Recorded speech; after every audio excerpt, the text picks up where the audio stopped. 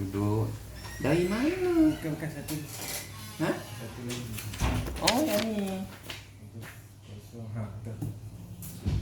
HIM di mana? Muhim. Ha? Sungai Tani. Tapi saya kat nikah orang sini yang ustaz orang Tanjung. Oh, nikah dah. Macam pengantin.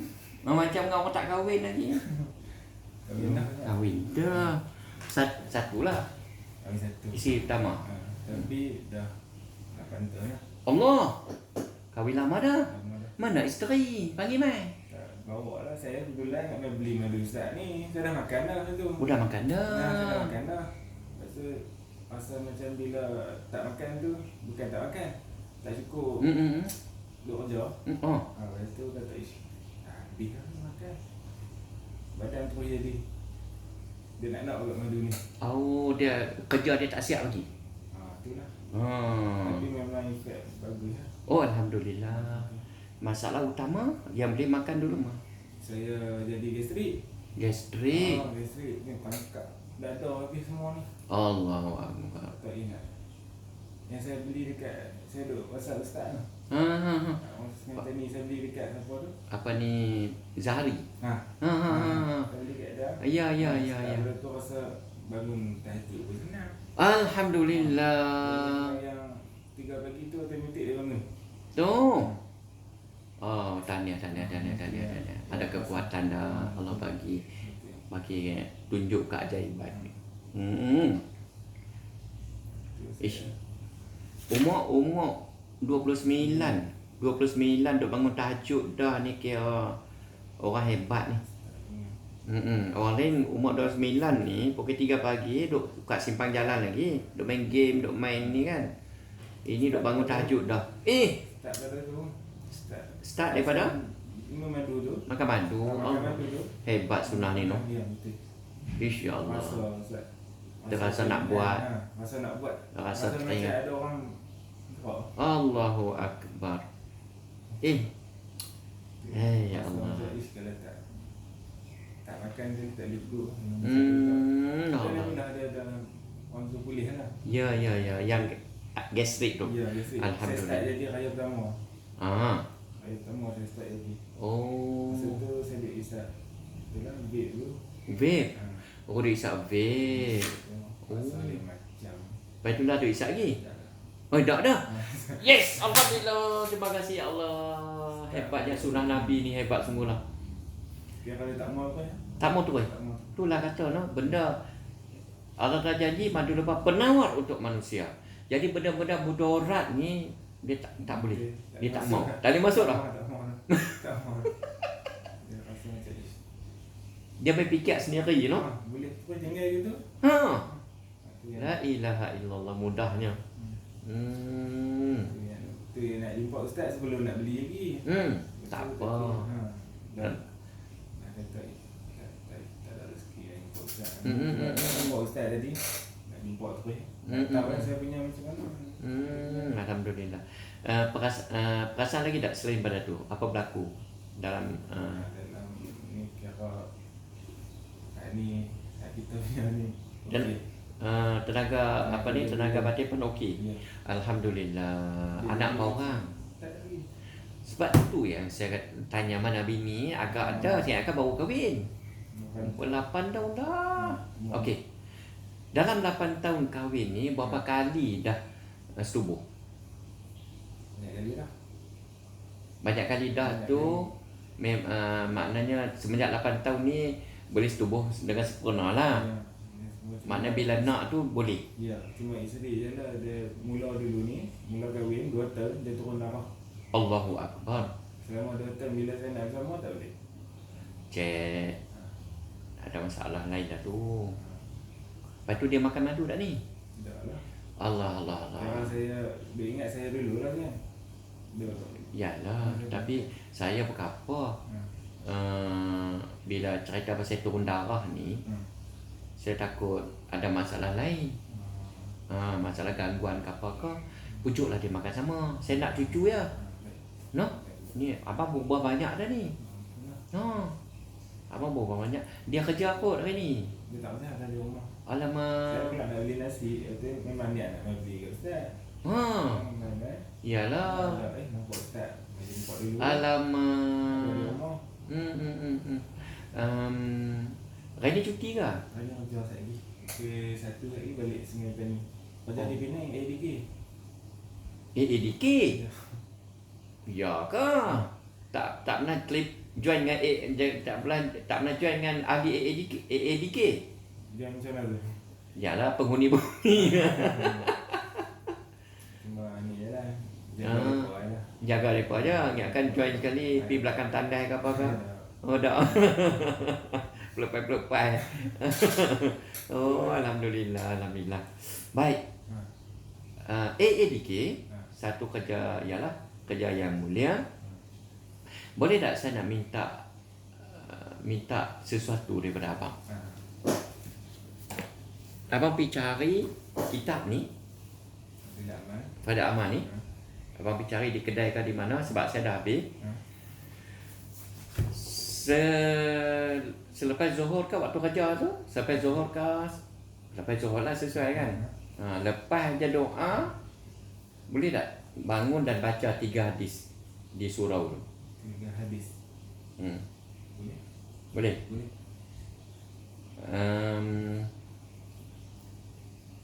Sebab pengalaman saya waktu saya bekerja dulu, saya baca, Alhamdulillah. Tak payah ikut ni je, jangan ulah apa-apa. Buat ulama' dah terang dah. Orang nak kata apa-apa, dia tak boleh salahkan kita. Bacanya macam mana? Allah Sayyidina Muhammad. Sebagai contoh, bagi salam. Assalamualaikum, tuan-tuan yang saya hormati sekalian. Kita dengar sat wasiat Nabi, pesan Nabi. Kerana barang siapa tidak mendengar hadis selama 3 hari, hatinya akan menjadi gelap. Nampak tak? Jadi kita dengar sekejap ambil masa 3 minit ke 5 minit sekejap. Hazrat Abdul Malik bin Umar radhiyallahu anhu meriwayatkan secara mursal bahawa Rasulullah sallallahu alaihi wasallam bersabda, dalam surah Al-Fatihah terdapat penawar untuk segala penyakit. Habis. Kita baca keterangan dia. Kelebihan surah Al-Fatihah terdapat dalam banyak hadis. Dalam satu riwayat dinyatakan bahawa seorang sahabat sedang mengerjakan solat sunat. Rasulullah telah memanggilnya. Oleh kerana beliau sedang solat, maka beliau tidak menyahut. Setelah menyempurnakan solat, beliau pun pergi menemui Rasulullah. Maka baginda bertanya, kenapa kamu tidak menjawab panggilanku? Beliau telah memberi alasan bahawa pada ketika itu beliau sedang solat. Rasulullah bertanya, adakah kamu tidak membaca ayat Al-Quran? Yakni, ya ayyuhalladzina amanu stajibu lillahi wa... Kena cari spek, kelabu mata. Sana. A'udzubillahi minasyaitonirrajim. Ya ayyuhalladzina amanu stajibu lillahi walirrasuli iza da'akum. Wahai orang yang beriman, sahulah panggilan Allah dan Rasulnya apabila mereka memanggil. Setelahnya Rasulullah bersabda, saya ingin memberitahu kamu satu surah yang paling afdal dalam Al-Quran. Surah itu adalah suratul Hamd, yakni Al-Fatihah, yang mempunyai 7 ayat.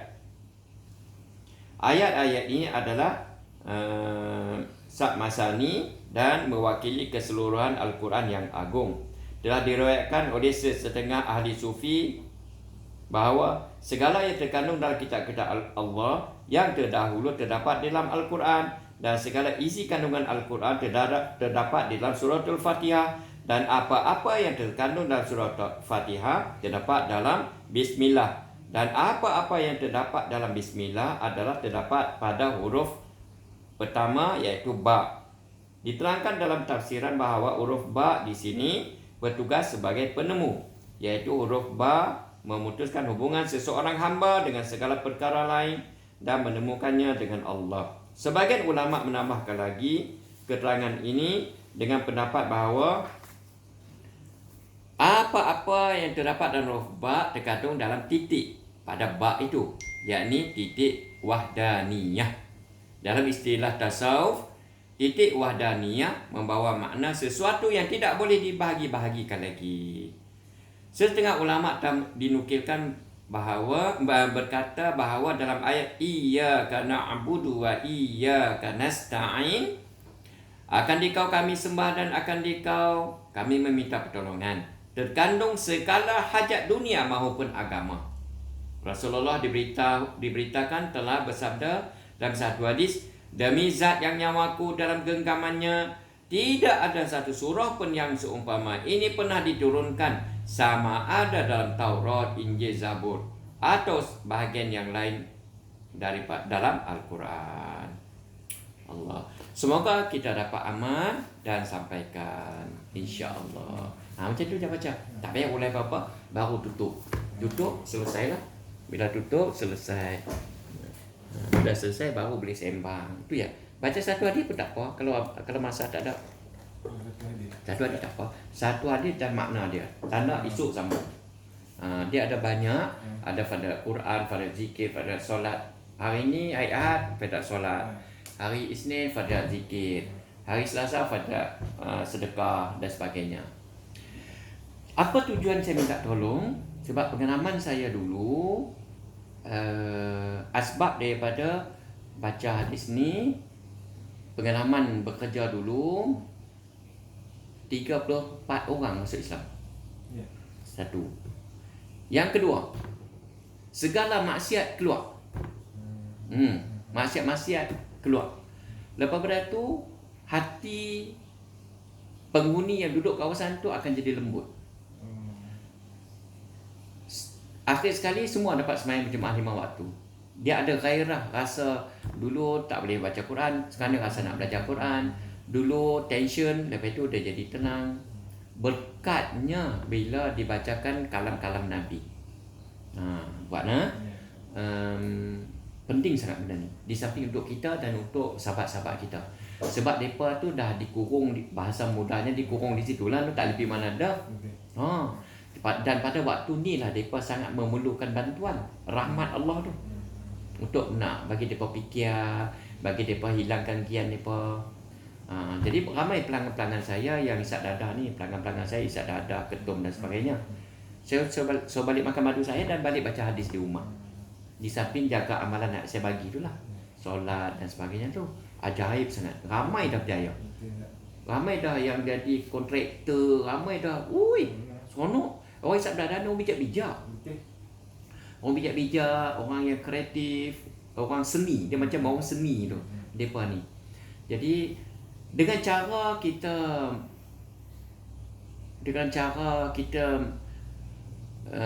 apa yang kita buat tu betul dah. Cumanya rahmat Allah tu penting untuk bantu mereka. Sebab tu saya ada satu video tu saya beritahu, di pejabat, di penjara, bacalah hadis. Satu hari, satu waktu je. Lepas Zuhur contoh, waktu kerja kita kan. Lepas tu baru bangkit sembahyang sunat. Itu je. Sekejap je. Mana setiap hari satu hadis. Paling bagusnya 2-3 hadis lah paling bagusnya. Tapi tak apalah. Oleh kerana keadaan masa dan sebagainya. Di sana solat jemaah bersama penghuni ataupun sendiri? Sendiri. Kalau Jumaat dengan sekali dengan penghuni lah. Waktu dia tak main? Waktu dia tak main.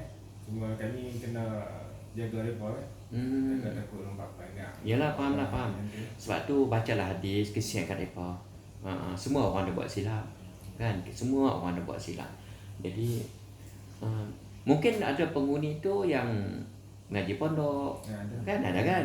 Mungkin ada yang ngaji sekolah Arab. Dan mungkin juga yang ada hafal Quran dan sebagainya. Jadi rahmat Allah sangat penting sangat. Rahmat ni. Supaya dapat waraskan balik. Dapat tingkatkan pemikiran, dapat stabilkan emosi mereka. Kita bantulah dengan cara tu bantu. Percayalah ada keajaiban. Betul. Dulu tempat saya kerja dulu, mereka minum arak, mereka tengok gambar lucah. Bukan sahaja tengok gambar lucah lah, duduk pakai spender gitu je. Lepas tu ikut dan dia. Daripada tu pakai seluar pendek dan sebagainya. Akhir sampai satu peringkat semua pakai seluar panjang. Sampai satu peringkat tu semua tak ada minum arak. Tak ada. Dan semua sembang Jumaat. Hotel ke? Ha? Hotel ke? Bukan. Ada satu tempat dulu saya kerja dulu.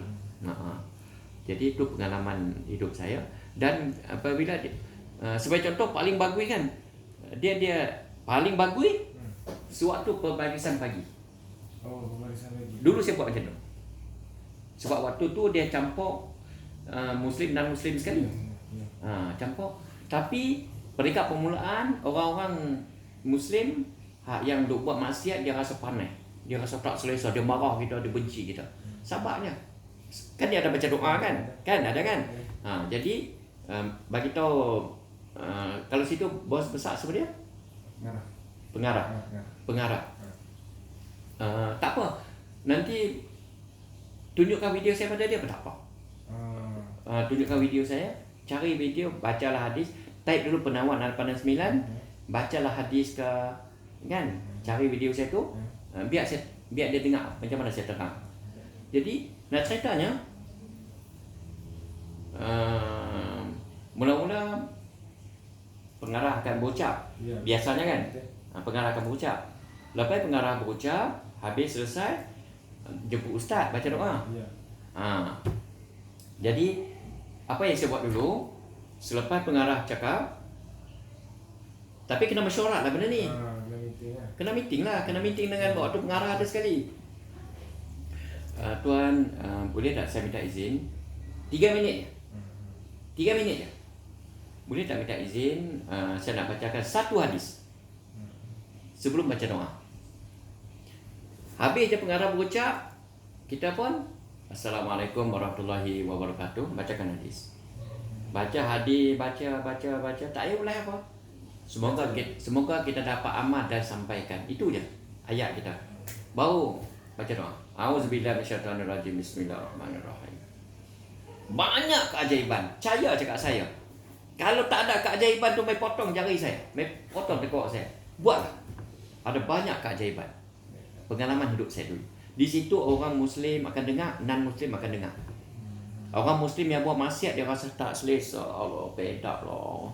Orang non-Muslim pula, wah indahnya Islam, patutlah orang Islam solat. Patutlah orang Islam baca Quran. Sebab semuanya hadis dalam ni, hadis-hadis tentang kelebihan. Dia akan menggairahkan kita untuk ibadat. Macam abang makan madu, nampak ada kekuatan untuk tahajud apa semua kan. Dia ajaib. Sunnah ni dia ajaib. Jadi demi sayang kita kepada sahabat-sahabat kita, saudara kita yang Islam dan sahabat kita yang bukan Islam, bacalah hadis. Paling bagus dekat square. InsyaAllah yang non-Muslim akan tergerak tu masuk Islam dan sebagainya. Bila ni saya tunggu orang yang ke-35 masuk Islam dengan saya, syahadah dengan saya. Sebab baca hadis lah. Pernah non-Muslim mai sini, saya hadiahkan kitab ni sebab dia duk dengar video saya, dia terus peluk kitab saya dan dia ikrar nak masuk Islam. Saya duk tunggu je. Sonok. Sebab tu dalam saya bercakap, saya baca hadis. Pasal apa? Orang yang dengar tu dalam dia sama, dia boleh dengar hadis sama. Sengaja baca. Nak sebarkan kalam Nabi ni. Sebab dia ajaib sangat. Boleh nak? Boleh. Allah. Saya setakat minta tolongnya. Kalau boleh buat, tolong buat. Jadi kita kesian pada sahabat-sahabat kita kan. Semua orang dah buat silap kan. Kita mengharapkan selepas mereka keluar tu mereka tak masuk balik. Kebanyakan keluar dia masuk balik. Jadi maknanya masalah tak selesai. Jadi bila mereka keluar, mereka akan jadi lebih baik pada kita. Itu paling best. Tapi berkat daripada hadis ni macam itulah berlaku. Kawan-kawan saya yang buat zina, buat minum arak, semua anak-anak hafiz Quran dalam ni. Berkat. Dan di rumah mereka pun baca hadis juga. Boleh nak? Boleh. Allah solat pak jumpa. Baik, cerita dia.